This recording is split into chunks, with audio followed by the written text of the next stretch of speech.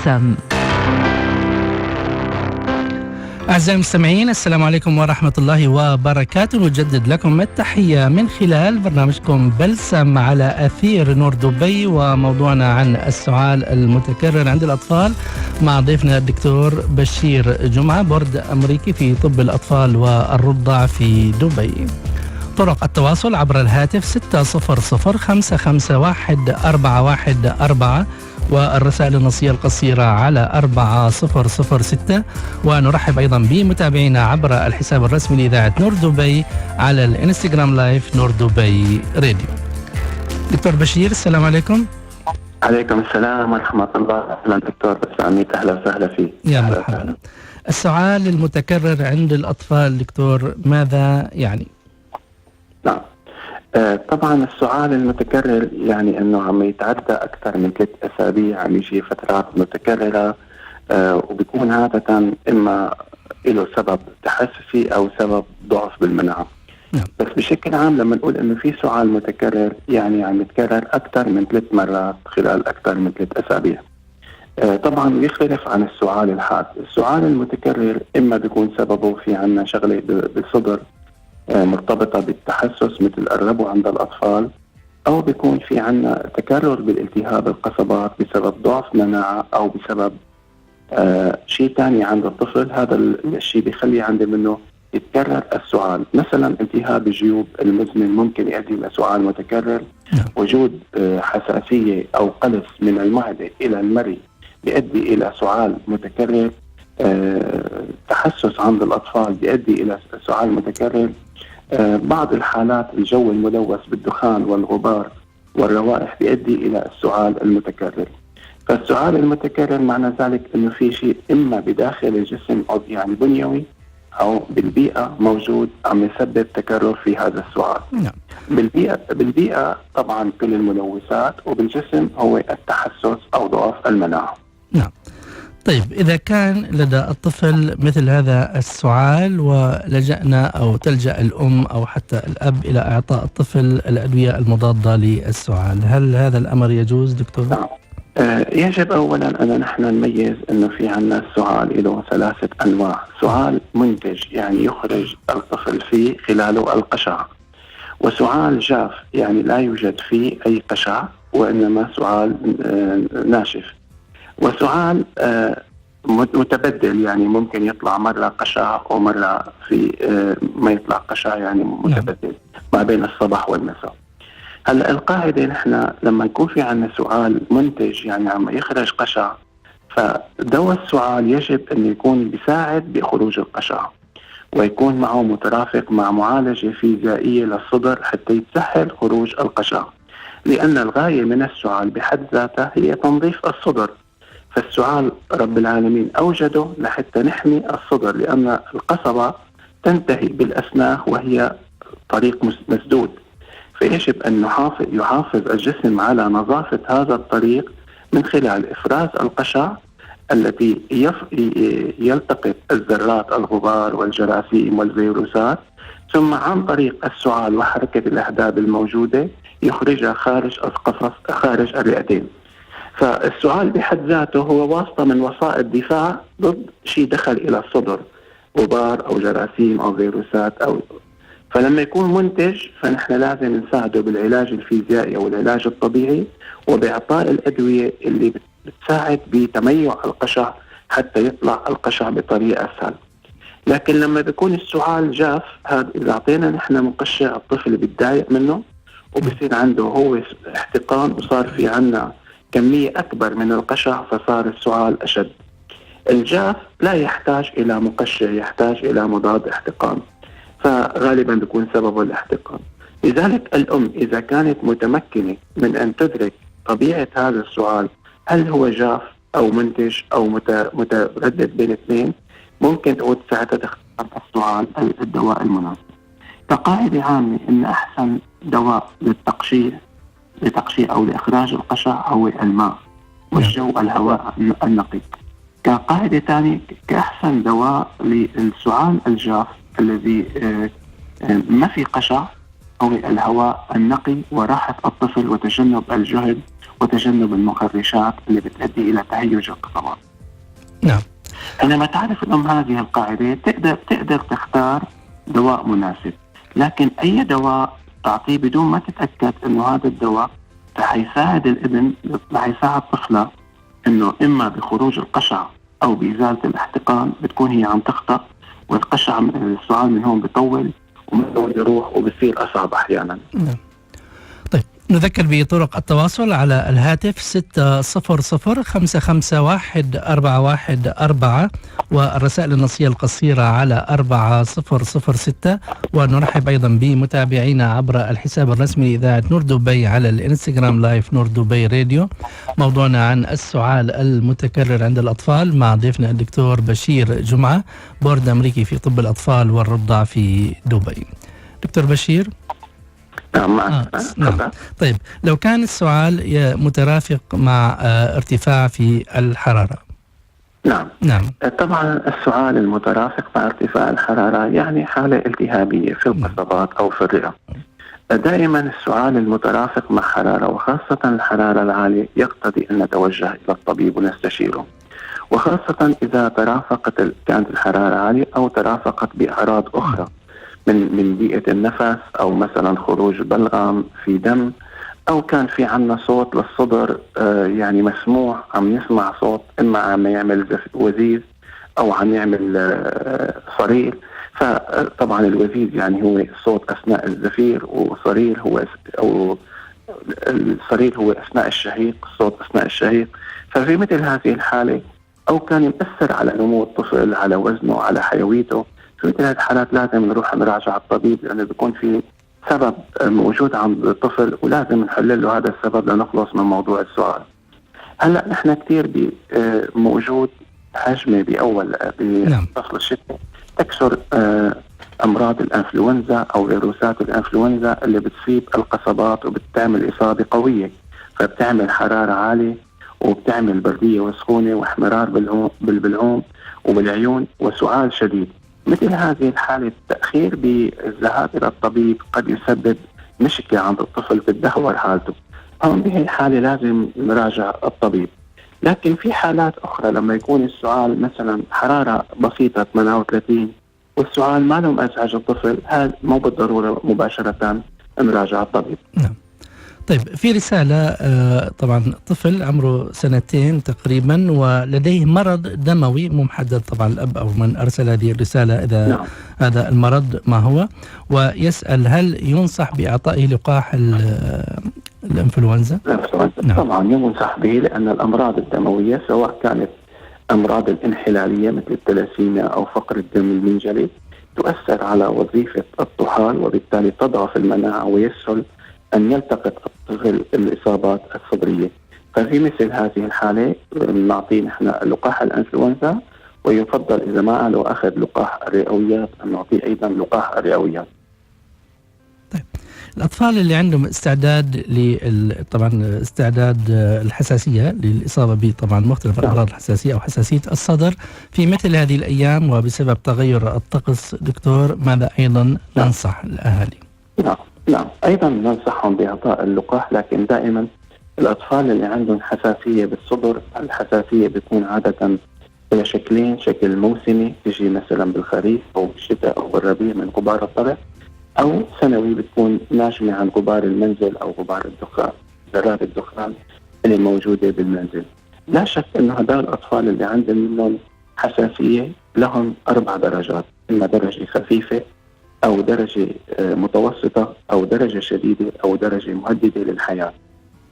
المهددة للحياة يعني حينما يستنشق الطفل المادة المحسسة يصاب بضيقة نفس شديد والرقاق وعدم المقدرة على الكلام، فبتكون هي الحالة مهددة للحياة. الحالة الشديدة طبعا بيكون ولو استنشق كمية قليلة بصير عنده ضيقة نفس شديدة وبيحتاج أكسجين، والحالة المتوسطة بتكون أخف من عنده ضيقة نفس بس ما بيحتاج الأكسجين، والحالة الخفيفة بتكون عبارة عن سعال وشغلة بسيطة من ضيقة النفس. فإذا هي 4 درجات. الدرجة نحن اللي بنكون عند الطفل بنتصرف بنحط خطة معالجة ملائمة لدرجة التحسس القصدي اللي عند الطفل. مثل ما بنعرف دكتور، يعني في مختلف تقريبا الحالات أو معظم الحالات يعني يذهب أو تذهب الأم أو الأب إلى الطبيب طبعا مع الطفل، والطبيب يضع الخطة العلاجية للمريض. نعم. الطفل نعم. مجرد ما يختفي السعال يتوقف الأهل عن إعطاء الأدوية للطفل. هل أيضا هذا الشيء صحيح؟ تمام. الأدوية طبعا تعتبر نوعين، نوع علاج عرضي يعني نحن عم نعالج الأعراض فهذه لا بأس في إيقافها، ونوع من العلاج السببي أو من تخفيض الحساسية. فهذه الأدوية يجب أن نستمر إلى فترة طويلة، وقد يكون 3 أشهر أو يزيد عن ذلك إذا كنا عم نعالج سبب التحسسي. إذا نحن لازم نميز ما بين علاج للعرض اللي هو السعال، والذي نتوقف عن إعطاء هذا الدواء مجرد تحسن العرض، وما بين علاج السبب للتحسس أو السعال والذي قد يستمر فترة طويلة، وإذا ما استمرنا فترة طويلة حينقص المرض ويرجع ويعود. وهي بنشوفها نحن كثير بأمراض الحساسية تحتاج مدة طويلة، ربما 3 أشهر أو 6 أشهر لحتى تزول الحساسية. طيب، ما هي الأعراض الأخرى اللي بتترافق عادة مع السعال والتي يجب أن تلفت النظر أو تلفت نظر الأبوين دكتور؟ نعم. السعال طبعا إذا ترافق مع حرارة عالية، إذا ترافق مع ضيق بالنفس، إذا ترافق مع ألم في البطن، إذا ترافق مع عدم مقدرة الطفل على القيام بأعماله، يعني تأثر نشاطه وأصبح نشاطه قليل، أصبح حيويته قليلة، أصبح زيادة وزنه. إذا كنا عم نحكي عن السعال المتكرر، زيادة الوزن توقفت، ما عاد في زيادة وزن أو نقص الوزن. هذه الحالات تكون في إلى أسباب يجب على أن الأهل يتراجعوا الطبيب ليكشفها ويشخصها ويعطيهم العلاج المناسب. نعم. طبعا أيضا للأسف من السلوكيات الخاطئة إعطاء المضادات الحيوية، سواء كان هناك داعي لها أو غير داعي لها، ليس فقط من قبل الأهالي وإنما أيضا من قبل بعض يعني القائمين على العمل في الصيدليات وأيضا بعض الأطباء. فما رأيك؟ أنا أقدر أعطي قاعدة صحيحة بنسبة تقريبا 100%. كل حمى حرارة مع رشح وسعال وألم في البلعوم هي شبه 100% فيروسية، لا تحتاج إلى دواء التهاب إذا كانت ضمن الحالة المعروفة أو غير المختلطة. المختلطة يعني ممكن الطفل أن يصاب برشح أو التهاب عصبات ثم يكتسب فوق هذا المرض التهاب جرثومي، هون صار بده دواء التهاب. أما لكن كل الحالات اللي فيها رشح واحتقان بالبلعوم وسعال هي 100% سبب فيروسي ولا تحتاج إلى دواء التهاب. ودواء الالتهاب بالعادة بيأذي فيها، لأن دواء الالتهاب بيأثر على مناعة الطفل وبيأثر على الجراثيم الطبيعية اللي موجودة بالجهاز التنفسي، ببداية الجهاز التنفسي الأنف والبلعوم، واللي بتقوم بدور المقاومة للجراثيم الممرضة اللي بتغذي هذه المنطقة. طبعا القصبات والرئتين عقيمة لا يوجد فيها جراثيم، أما الطرق التنفسية العليا فيها جراثيم طبيعية تقوم بالحفاظ على الجسم وتقاوم الجراثيم الممرضة. نعم. رسالة أيضا عبر الانستغرام تقول: ما فوائد، طبعا أذكر رسالة مثل ما هي، ما فوائد أكسجين الكورتيزون في علاج السعال المتكرر؟ تقصد هذه الأخت أنه نحن لما نعطي البخار مع الأرذاذ. نعم. الأرذاذ. نعم. طبعا الكورتيزون الأرذاذ أقل ضرر بكثير مما لو أعطي عن طريق الفم أو عن طريق الحقن. إعطاء الكورتيزون يعتبر علاج رئيسي بحالات الربو المتكرر الشديد وفوق المتوسط أو المهدد للحياة، لأنه يجعل الحالة تخف وتقل وتصبح الإصابة بدرجات شديدة أقل. فإذا هو مفيد للحالات المتوسطة والشديدة والمهددة للحياة إذا كان يتكرر مثلا التحسس القصبي أكثر من أو السعال أكثر من 2 مرات في الأسبوع، وبفيق الطفل بالليل على الأقل مرة واحدة عم يسعل بالليل، فما فوق ذلك. يعني لو كان إنه كل يوم مثلا بيسعل، كل يوم بفيق بالليل، كان عنده ضيقة نفس، ففي مثل هذه الحالة يستطب إعطاء الغاز بالكورتيزون، وتأثيره الضار قليل فيما لو قورن بالشراب أو الإبر، ويمكن استخدامه لفترة طويلة. طبعا هناك بعض الأدوية مرخصة للاستخدام بالأطفال حتى من عمر 6 أشهر، وبعضها من عمر 2 وبعضها بعد 6 سنوات، لكن ليس ضار بالضرر بالشكل اللي بالناسب تتصوره، له فوائد. طيب، رسالة أيضا تقول: أنا ولدي عمره 2 وما تخف الكحة عنده إلا إذا أخذ مضاد حيوي، هل هناك فحص ممكن أسويه مشان أعرف إذا في صدره شيء أو لا؟ نعم، بعض الأطفال عندهم ضعف بحركة الأهداب أو ضعف بالغشاء المخاطي للقصبات. نعم. يعني في عندهم نقص بالجلوبولين المناعي IgA، هذا المسؤول عن مناعة الغشاء التنفسي. هؤلاء الأطفال بيكونوا عرضة أكثر للإصابة بالالتهابات الجرثومية. فمن هون هن لما بتاخذ المضاد بتحس إنه فرق، لأنه عنده سبب. هذا السبب عم يخلي من السهل أن تصاب الطرق التنفسية القصبات بالجراثيم اللي ممكن تحدث التهاب القصبات، واللي بتتحسن على الأنتيبيوتيك. يعني في مثل هذه الحالة الأخت يجب أن تبحث عن سبب مناعي عند الطفل يجعل سهولة الإصابة بالالتهابات الجرثومية.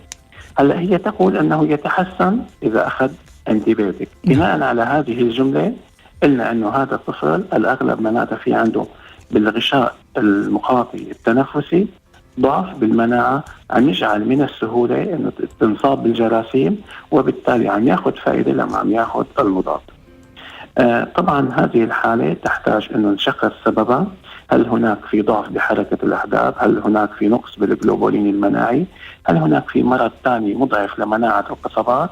ثم يوضع علاج للسبب حتى لا نستمر باستخدام الصادات لفترة طويلة. نعم.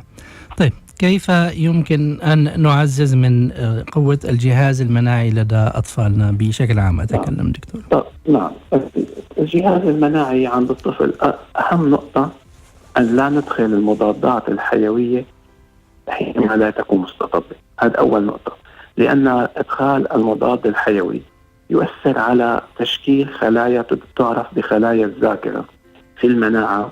حينما يدخل العامل الممرض هذه الخلايا التي تعرف بخلايا الذاكرة، تتنبه أن هذا العامل قد دخل وأن أفضل علاج له كذا وكذا وكذا، فتأمر الجهاز المناعي أن يتصرف بالشكل الصحيح فينتهي المرض سريعا. لكن حينما نعطي المضادات الحيوية تتأثر خلايا الذاكرة ولا يصبح لديها حفظ للمعلومات، وبالتالي تسمح بتكرر المرض. نعم. إذن أول نقطة تجنب إعطاء المضادات الحيوية.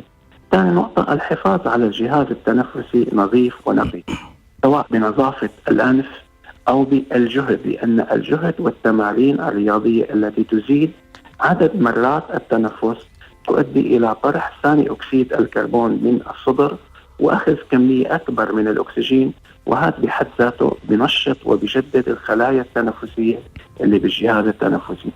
فالأطفال اللي عندهم تمارين أو جهد أو حتى الكبار هم أقل إصابة بالأمراض التنفسية من الأشخاص اللي ما عندهم جهد أو تمارين. نعم. النقطة الثالثة تجنب طبعا الأشياء التي تؤدي بالنتيجة إلى ضعف مقاومة الغشاء المخاطي التنفسي كدخان السجائر والأرجيلة والمواد العطرية والغبار والروائح، لأن هذه تؤذي الغشاء المخاطي وتضعف مناعته وبالتالي بتأثر. نعم. هلا لا شك أن البنية السليمة اللي معتمدة على غذاء جيد يحتوي على كميات من الطاقة مناسبة وكميات من البروتينات جيدة وبعض العناصر اللي معروفة أنها ترفع المناعة، نذكر أمثلة عليها مثلا العسل والزنجبيل والكركم والفيتامين سي، أشياء كثيرة تؤدي إلى رفع المناعة وزيادة مناعة الجهاز التنفسي القصبي، فبصير أسهل أنه على الجسم أنه يقاوم الأمراض وما يصاب بسهولة. طيب، عندي رسالة أيضا عبر الإنستغرام، بنتي من طفلة خدج يعني بشهر 8 أعتقد مكتوب أنه عمرها 5 سنوات، وهناك عملية أيضا يبدو الولادة عن طريق شفط الرأس. على العموم لديها كحة مزمنة، كل شهرين ترجع لها الكحة بشكل شديد، فماذا تنصح؟ نعم، الأطفال الخدج أو اللي عندهم أمراض قلبية أن فعلا عرضة أكثر للالتهابات التنفسية، نعم. لأن الرئة تتكون طبعا ممكن الطفل لما يبلد خديج العنصر الرئيسي اللي بنشوفه عنده هو ضيق النفس، لأنه بنسميه نقص أكسجين. نعم. لأنه بتكون نضج الرئة قليل، وبالتالي وخاصة إذا استخدم الأكسجين هذا بيؤدي إلى شوي تبدل في النسيج الرئوي. طبعا مع الوقت بتروح وتتحسن، فإذا استخدمت بعض المواد مضادات الأكسدة بتؤدي لتحسن الغشاء المخاطي التنفسي مثل 3 أوميجا وغيرها، فهذا بيؤدي لتحسن الغشاء التنفسي. بس حتى الأطفال الخدج لهم حتى لقاح معين بنعطيهم إياه حتى ما ينصابوا ببعض الفيروسات وببعض الجراثيم. دائما الخدج هن اللي بيجوا يعني قبل وقتهم أو الولادة المبكرة أو الولادة المبكرة بدهم عناية خاصة أكثر. عادة بعد السنتين بتزول وبصير بلحقوا أكلهم وبصير وضعهم مقبول. نعم. طيب الوقت انتهى طبعا. موضوع في شيء ناصر؟ طيب خلص الوقت دكتور بشير، فكل الشكر للدكتور بشير جمعة بورد أمريكي في طب الأطفال والرضع في دبي. دكتور بشير شكرا جزيلا لهذه المعلومات. شكرا دكتور بسام وشكرا للمستمعين والصحة والسلامة للجميع. هذا ما